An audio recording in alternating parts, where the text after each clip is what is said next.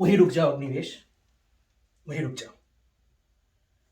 तक्षशिला से मगध की यात्रा अत्यंत दुर्गम थी धनानंद।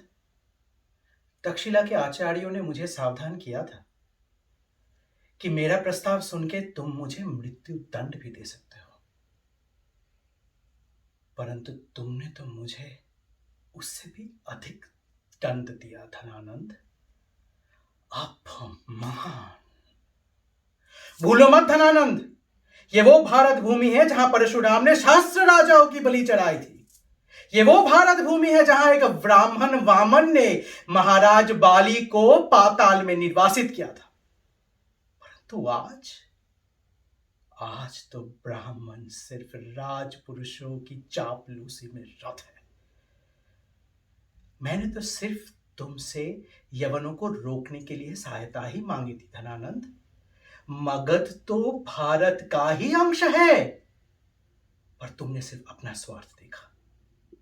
जब मैंने अपनी युक्ति से तुम्हें समझाने की प्रयत्न किया, तुमने बल का प्रयोग करके एक शिक्षक ब्राह्मण का शिखा पकड़ के भरी सभा में घसीटते हुए द्वार पे फेंक दिया।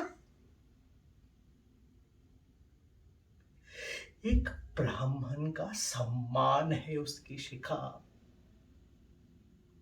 उसके त्याग का चिन्ह है, विद्या का चिन्ह है उसकी शिखा।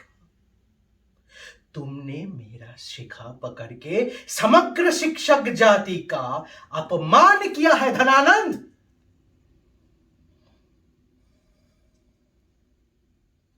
ब्राह्मण का परम धर्म है क्षमा।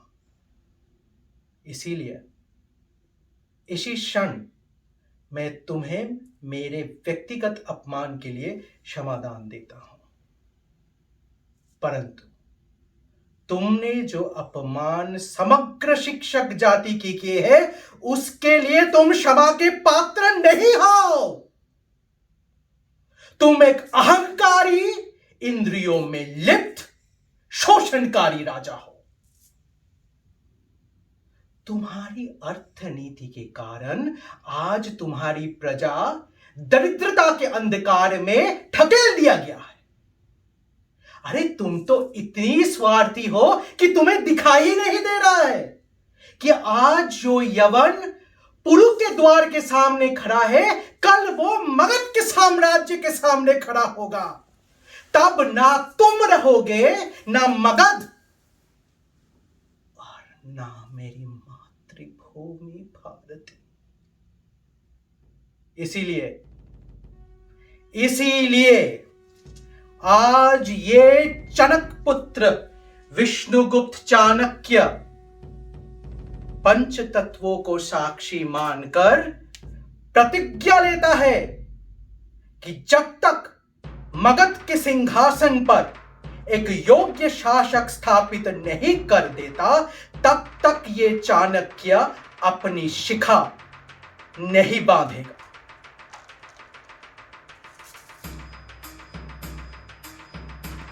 अर्थनीति और राजनीति के शिक्षक इस विष्णुगुप्त का तुमने आज वध किया धनानंद। आज से जो व्यक्ति शरीर को धारण करके कर्म करेगा, इतिहास उसे कूटनीति के रचयिता के नाम से जानेगा, कौटिल्य के नाम से सम्मान करेगा।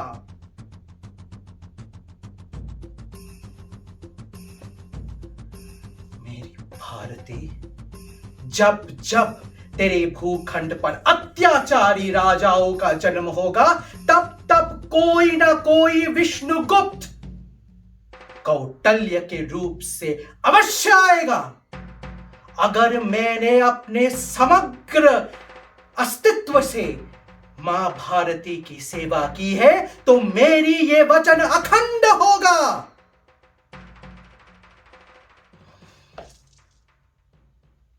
धनानंद,